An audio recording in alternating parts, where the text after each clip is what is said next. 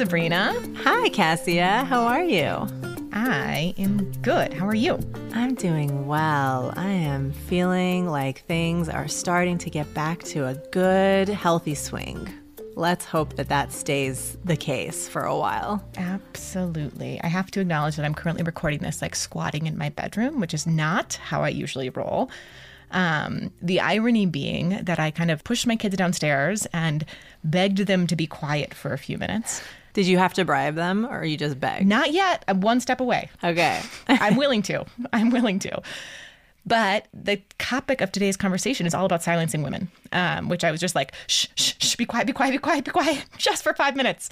But I want to talk about double standards because I think it exists all around us in a lot of different ways for men and women, for boys and girls. But the one that I think is really interesting and that the focus of this conversation in this episode today is about is the ways that we silence girls, where we expect young boys, men to be loud, to lean into those leadership qualities, to be bold.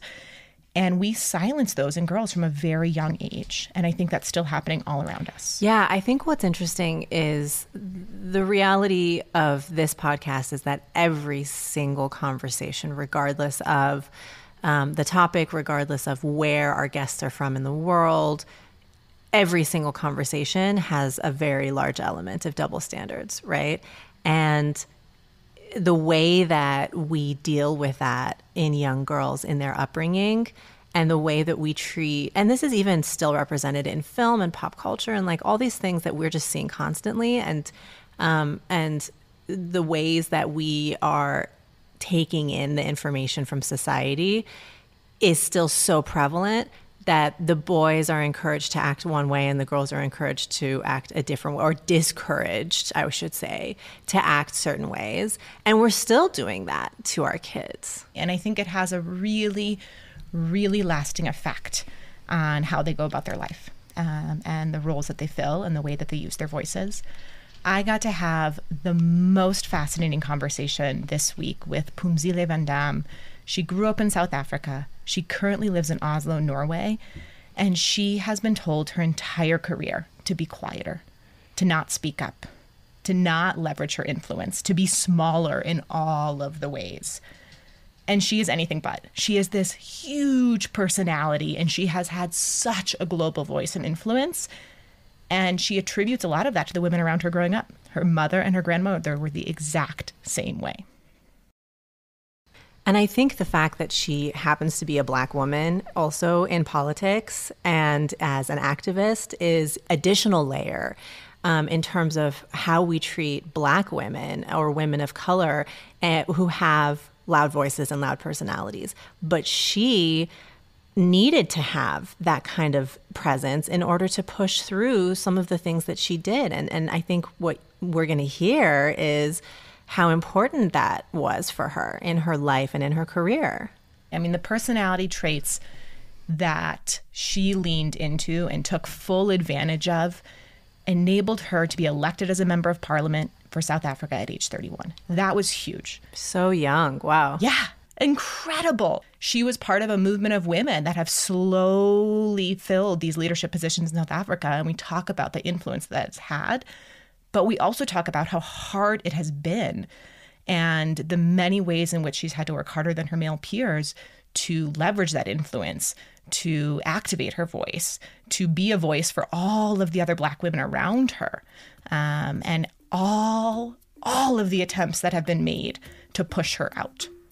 Well, I haven't seen you be this jazzed about a conversation in a while, so I am super excited to hear it. It is awesome. It is awesome. She's an inspiration, you guys. There is so much to learn from this conversation with Phumzile, so go ahead and take a listen.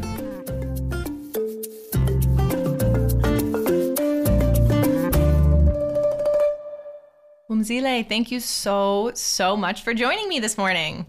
Thank you so much for having me. I'm looking forward to our chats. Yeah, and I should clarify, it's, 8:30 in the morning here in Denver, Colorado. That is not the case where you are in Oslo, Norway. No, it's almost 4 p.m. And it's almost it's time for coffee for you, but it's a time for a glass of wine for me. I was going to say cocktail time. I mean, feel free to pour something. The conversation will only get better. It will only improve. Maybe I will. No judgment here, truly. So I am super, super excited to have this conversation with you. We're going to be talking about all the things, everything from politics, to disinformation, to your experience growing up in South Africa. But I want to start at the beginning. I really want to hear more about what you were like as a little girl.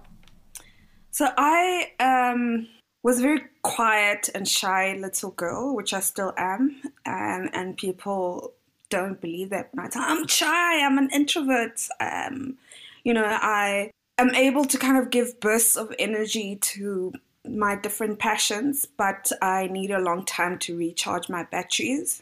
So as a little girl, I was that way.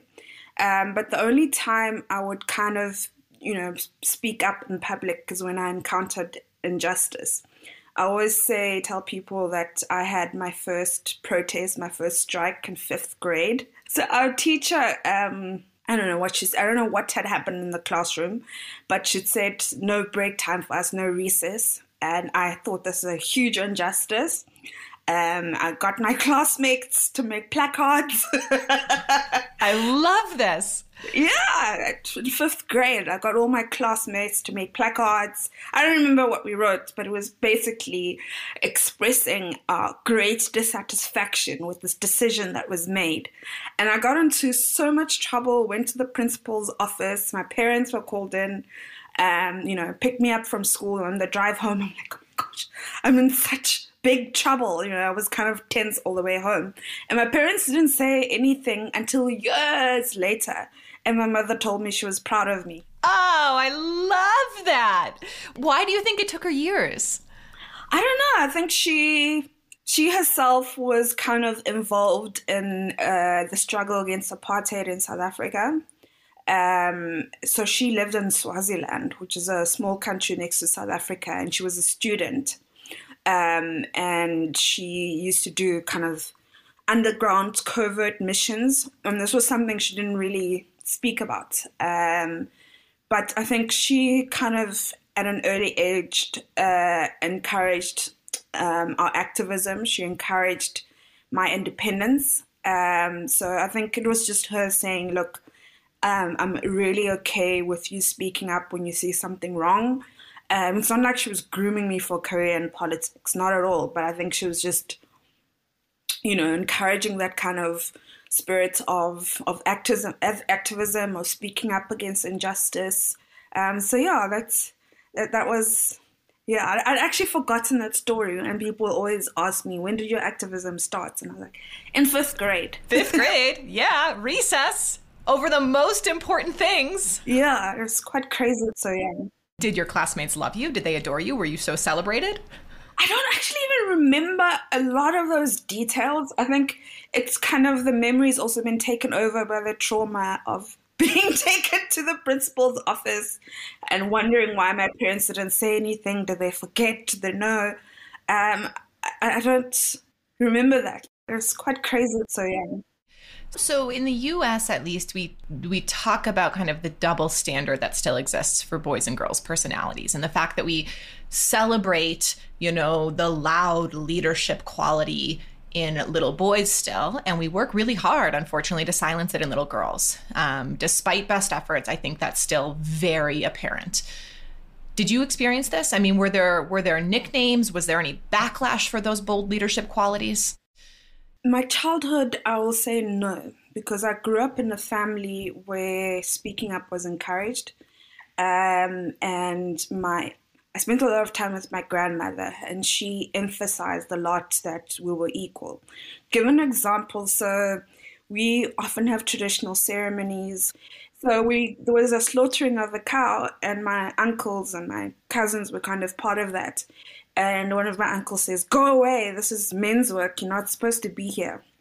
So I went to my grandmother and I told her this. She was very upset. She got up and she said, "There's no such thing, go and get involved. There's no such thing as this is men's work, this is women's work."